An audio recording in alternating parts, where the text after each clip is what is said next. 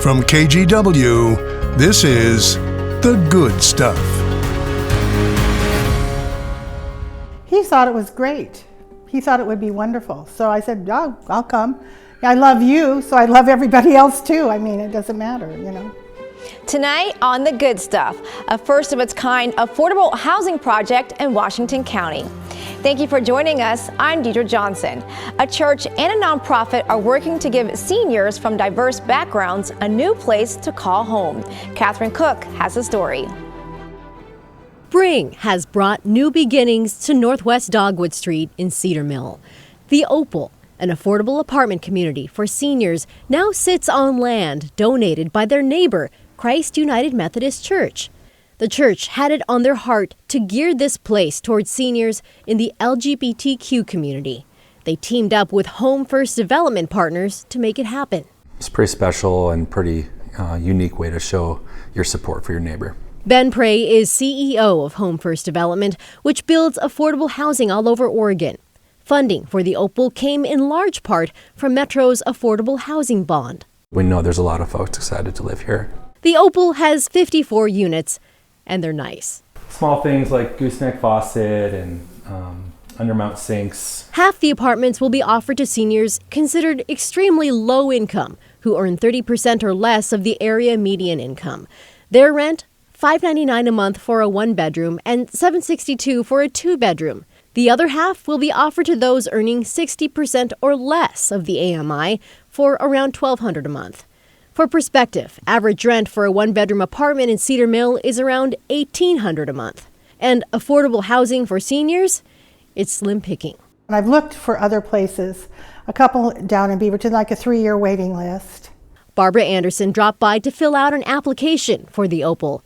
She heard about it from a friend. He's part of the LGBTQ community, and he called me, and he knows I was looking for a place. And I'm not LGBTQ, I'm just old. No, so he thought it was great. He thought it would be wonderful. So I said, oh, I'll come. I love you, so I love everybody else too. I mean, it doesn't matter, you know.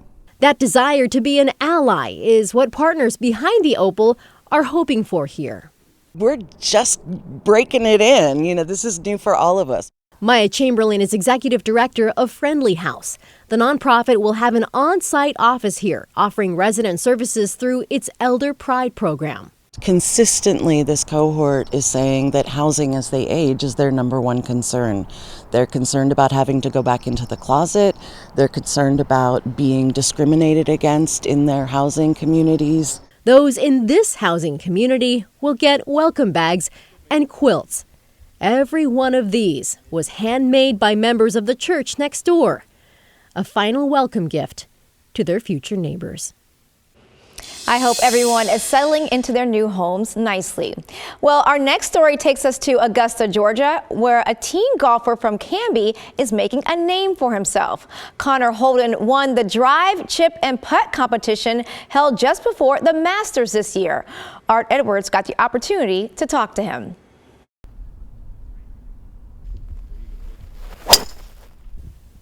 The sweet sound of 14-year-old Connor Holden hitting a golf ball. He's been at this game for a long time. I was like 2 or 3 when I first started hitting a ball, and I just sat on the couch and started watching golf with my dad when I was like 2, and he just decided he wanted me to be a golfer, I guess. He and his dad spend quality time together on the golf course. Through the years, Connor has shown that he really can play this game, winning junior tournaments. But maybe the biggest win so far was the drive, chip, and putt championship at Augusta National Golf Course. I've done drive, chip, and putt since I was like 7 or 8, and I haven't made it to the Nationals until this year. This year, it all came together. He blasted a drive 276 yards, chipped to within a foot of the pin, and then putted well enough to seal the victory in the 14-15-year-old category. Fun, but nerve-wracking. I was hoping to win. I was expecting to do good, but, it took a lot of luck to win, I would say, definitely.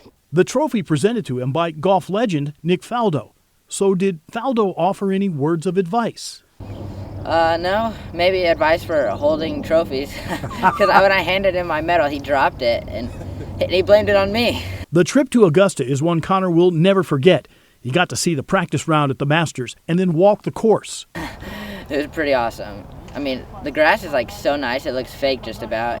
He has ideas of where he'd like to be in the future. Yeah, I would definitely hope to get into the Masters, even as an amateur, in the next like 5 years. By the time I'm like 20, if I'm really good out of college or something. For now, he's content to practice at Willamette Valley Country Club in Canby, Langdon Farms, where he takes lessons from Bruce Furman, and with his friends. It's really fun, and it feels great when you score good, too. And I have 3 really good golf friends that I love with my whole heart. They're like my best friends. I don't know what I would do without them. Congrats to him. Well, can you believe there's less than 100 days until the opening ceremony at the Olympics? We've got a few Oregonians hoping to make the trip to Paris. One of them is Beaverton's Cameron Brink, who's now headed to the LA Sparks after being picked second in the WNBA draft. Brink just attended the 3-on-3 women's national team training camp. She's one of just 17 players to earn an invite. It's been a busy and fun week for Brink, and she got some valuable advice from an NBA great. I think the best advice was from Steph Curry, close family friend of mine, and he just said to enjoy it. And it sounds simple, but we were running around everywhere and doing everything. So just taking a moment to sit in bed and just have 10 minutes of mindfulness, taking the day to myself, I think was really important. Well, she's just dropping names like Curry. So Brink has a good shot at making the team. She was MVP of the 3-on-3 squad that won gold at the FIBA Basketball World Cup last year. And it's probably a bucket list item for an athlete to participate in the Olympics. And since today is National Bucket List Day, we wanted to hear about what's on your bucket list. We posted this to our Facebook page and asked you to share something you've crossed off your list and if you've done some pretty cool stuff, and you have. Tina sent this picture taken in Barbados. Oh, look at that view. She says it was her first time out of the country and her second time flying on a plane. Well, what a great destination to cross off that list. And Cindy shared this picture of her on a raft paddling through the Grand Canyon. Oh my goodness, it looks like a postcard. The view from up above is beautiful, and I'm sure the view from the bottom was just as breathtaking. Noah sent us this picture on the Maya train that goes by the Yucatan Peninsula down in Mexico. Wow, looks like a fun time on that train. And Matt crossed off a wish 20 years in the making. They went to the Saddle Dome in Calgary, Canada for a game. I hope his team won, and I hope they enjoyed the dome. And Kathy got to visit the Great Barrier Reef in Australia and crossed it off her bucket list. This picture is from the window of the plane. She said they even got to sit in the co-pilot seat. Well, what an amazing flight to go down under. And finally, Anna submitted this photo of her doing something pretty impressive, skydiving at 65 years young. She said it was a blast. Just look at that expression, so fun. So you can share your photos and stories of the good stuff happening in your community by texting 503-226-5088 or email us at thegoodstuff@kgw.com. Coming up on The Good Stuff, from financial help to keeping things tidy. Meet the group making life a little easier for patients battling cancer who are also single mothers.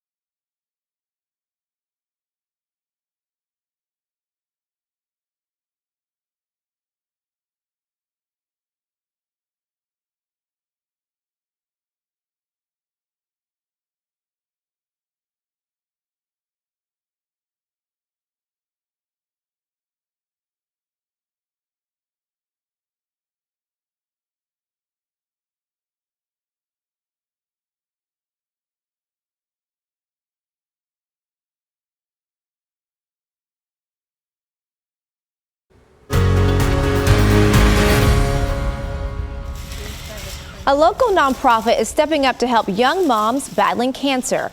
Michelle's Love was founded here in Portland by Andy McCandless. She lost her best friend Michelle to cancer in 2005. Michelle was also a single mother. After she passed, Andy made it her mission to help mothers just like her. Sydney Dorner has her story. All of these people you see working in the sun are here to support one woman. We are in North Portland helping our mom named Jennifer. She was recently diagnosed with breast cancer and is having a mastectomy on Tuesday. That's Andy McCandless. She started the nonprofit Michelle's Love 19 years ago when she saw her best friend barely make ends meet while undergoing cancer treatment. And after she died, I got together a group of friends and family, and we just started helping moms like her. So far, Michelle's Love has helped 228 moms. Marcy Thomas is helping out today by cleaning out Jennifer's kitchen. Just a few years ago, she was in the same position. I was diagnosed when I was 37, about 5.5 years ago, with breast cancer, triple negative breast cancer, and I had a 12-year-old son at the time, and I'm a single mom. Except with no help. It just feels great to help out, and I know what kind of peace of mind that will give the mom, just to have a clean house to come home to. But their assistance doesn't end there. We pay their rent and or mortgage payments up to 6 months while they're undergoing cancer treatment. Also supplying mothers with frozen meals. Andy just wants to make sure parents have time to heal and spend time with their kids during some of the toughest moments of their life. She will have a clean house, she'll have a clean yard, she'll have food on her table, and she'll have her rent paid for May. So she can concentrate on her daughter and just getting better. Such a great way to give back. Well, if you're a single parent undergoing treatment for cancer or just want to help out, you can go to michelleslove.org. After the break, we take a step outside to explore Santiam Canyon years after it was ravaged by wildfires. See the new areas now open to visitors. But first, we take a look outside from our reserve golf course. Check it out. There's a little break in the clouds. It looks amazing. We'll be right back.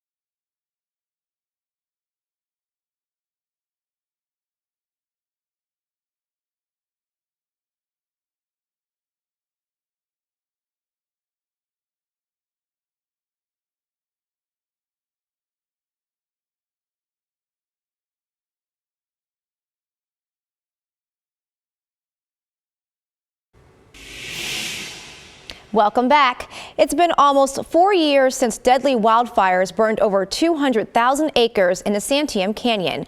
Homes are being rebuilt, vegetation is coming back, and now some parks are reopening. John Goodwin went on a tour of the canyon and shares what visitors can expect.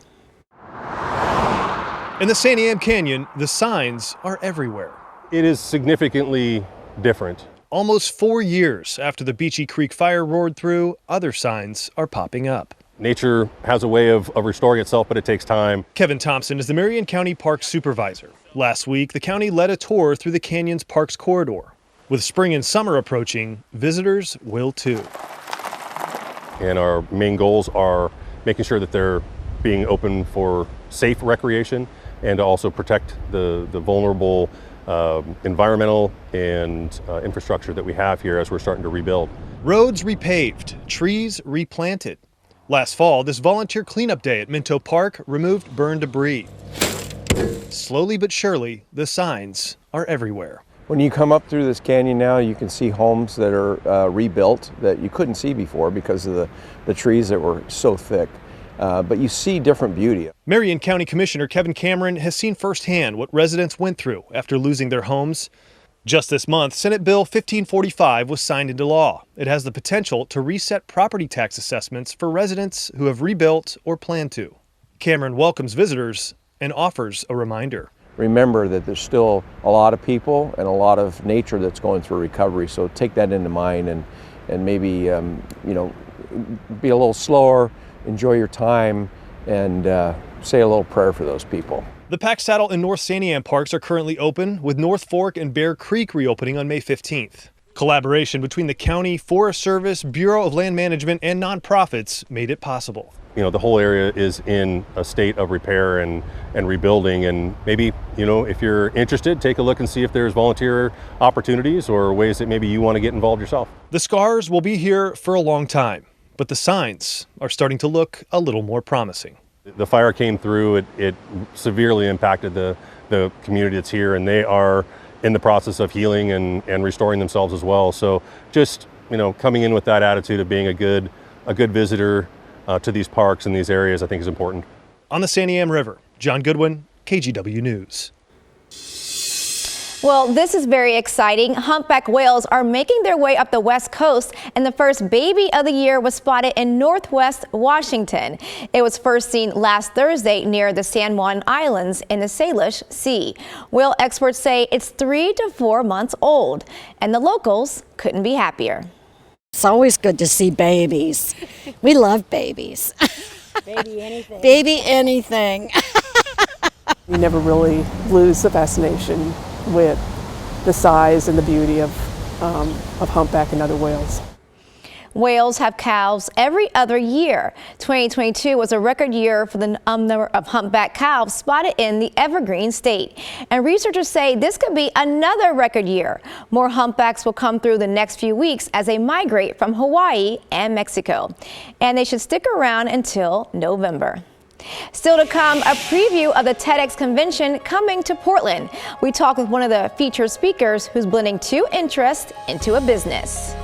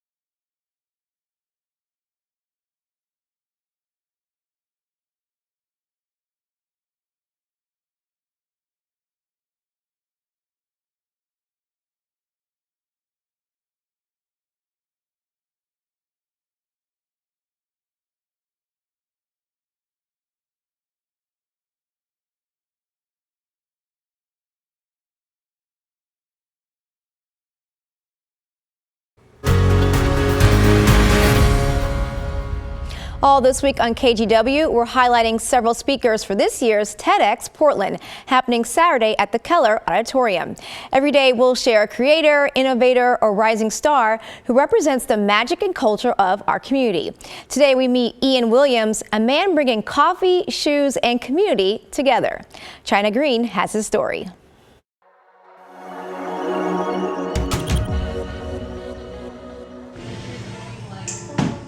Grind, pull, make a little cap, pour. The process of coffee you smell and hear when you walk into Deadstock Coffee. There you go. But what you feel is community. We're a coffee shop for the people. A hub. For the creative community. Founder Ian Williams opened this shop in 2018, located in the heart of Old Town, after working in footwear development at Nike for almost a decade. Hence the name. Deadstock is a sneaker term. It really just means like brand new or something that you've been holding on to for a long time. Like his idea of a sneaker-themed coffee shop. We got shoes in here.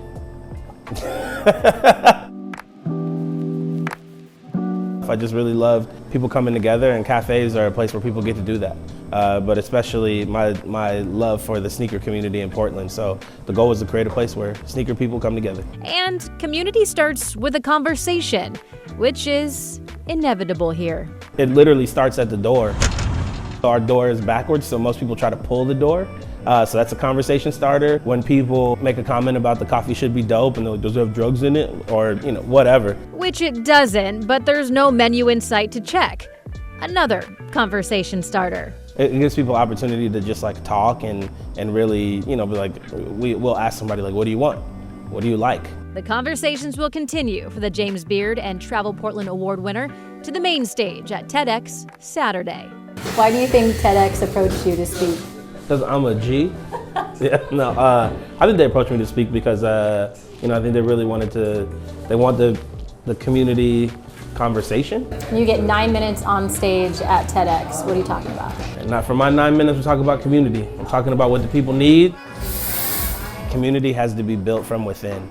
As much as we want to talk about community, or people try to force build a community, you have to be a part of it to be able to build it. He also wants to build confidence within others, showing the people of Portland that anybody can do what he's doing. A lot of times that stage is not necessarily reserved, but expected for, scientists and like doctors and like crazy designers and, philanthropists and all that stuff. But I'm just like a regular dude. So hopefully people get the opportunity to see that. Like, regular dudes get to do cool stuff too, get to do big things as well. For KGW News, I'm China Green. Congrats to him. And tickets are still available for Saturday's event. Just go to TEDxPortland.com. Well, that's all the time we have. Thanks for taking a little time for the good stuff. We leave you with a live look from our Skycam in the Dalles as the sun makes its way below the horizon. Have a wonderful evening.